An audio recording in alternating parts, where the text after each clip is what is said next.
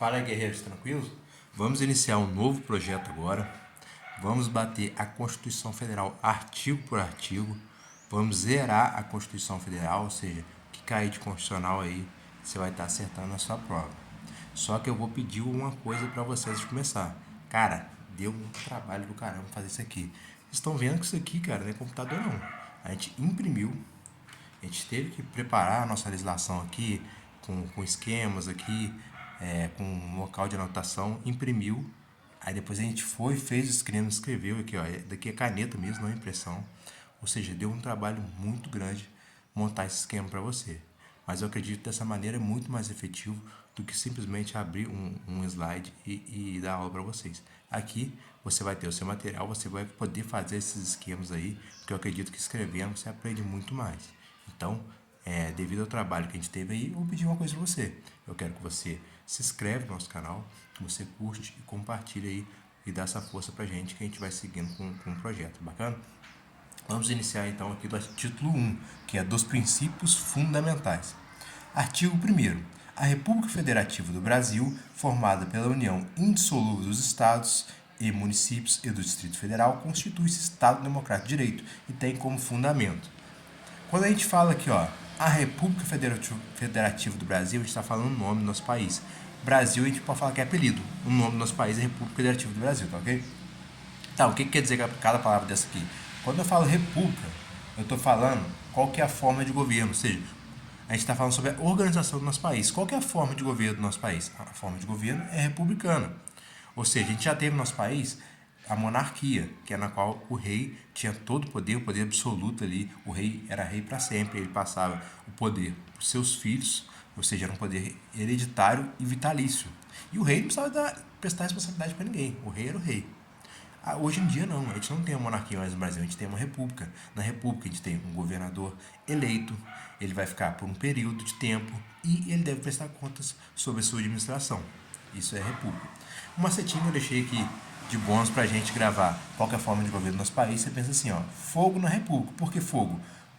De forma e de governo. Fogo na república. Ou seja, forma de governo é republicano, beleza? Um bizuzinho para gravar aí, primeiro eu explico, depois eu dou o bizu.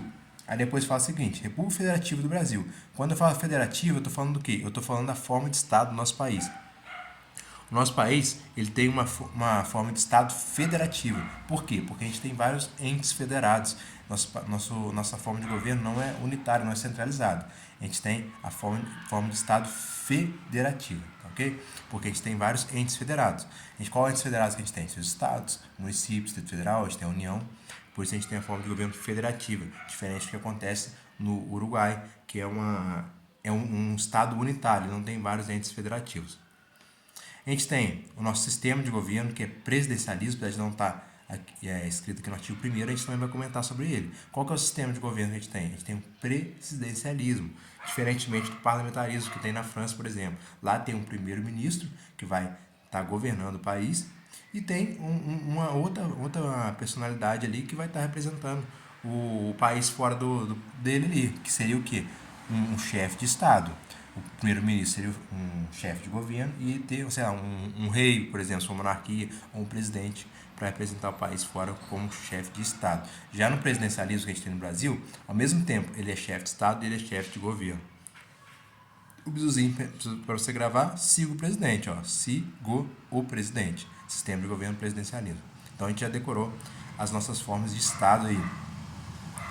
E o regime de governo, professor, você vai falar agora? Eu não vou falar agora, porque eu vou deixar para falar no parágrafo único, mais à frente do nosso regime de governo. Então vamos continuar a leitura. Fala o seguinte, ó, formada pela união indissolúvel dos estados, municípios e Distrito Federal. Como assim? União indissolúvel? É porque no Brasil não cabe o direito de secessão. É proibida a secessão. O que é secessão? É um estado querer se separar do país. O Rio Grande do Sul quer ser um país independente. Ele pode? Não. No Brasil é proibida a secessão.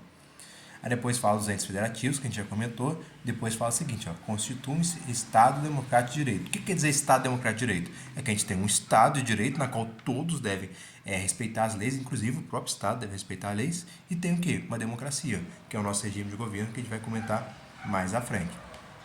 Aí depois fala o seguinte, e tem como fundamento. Cara, aqui você tem que ter noção do que é que mais cai.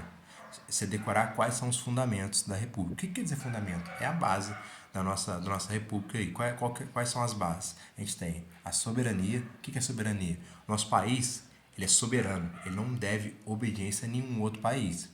A gente tem a cidadania, na qual todos devem fazer o quê? Tem uma participação política.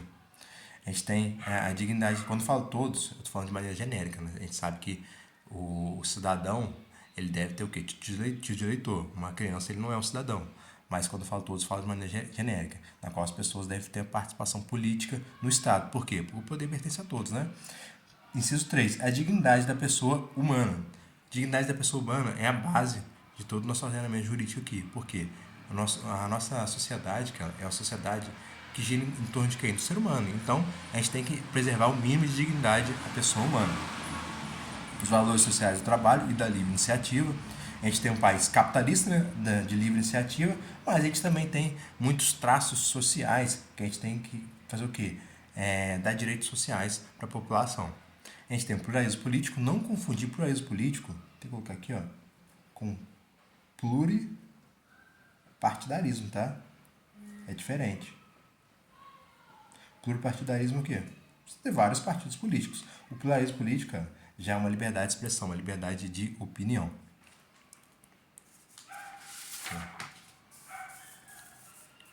A gente vai continuar aqui no parágrafo único, já vamos emendar. Eu falei para vocês que ia falar aqui sobre o regime de governo, né? Qual que é o regime de governo? A gente tem a democracia. O nosso país, ele tem uma democracia. Vamos ler o parágrafo único? Todo poder emana do povo, que o exerce por meio de seus representantes eleitos, ou seja, representantes eleitos, ou diretamente, nos termos dessa Constituição. Então, eu vou te fazer uma pergunta. Qual que é a democracia que a gente tem no nosso país? É direta ou indireta? O que é direta? É quando o povo exerce diretamente o seu poder. O que é indireta? Quando a gente elege um representante que vai representar a gente. No Brasil é direta ou indireta? Cara, é uma pegadinha, não é nenhuma das duas. A gente tem o que a gente chama de semidireto. Por quê? A gente tem tanto democracia direta como a indireta. É uma soma, uma mistura das duas. Que a gente tem o que a gente chama de democracia semidireta. Por quê?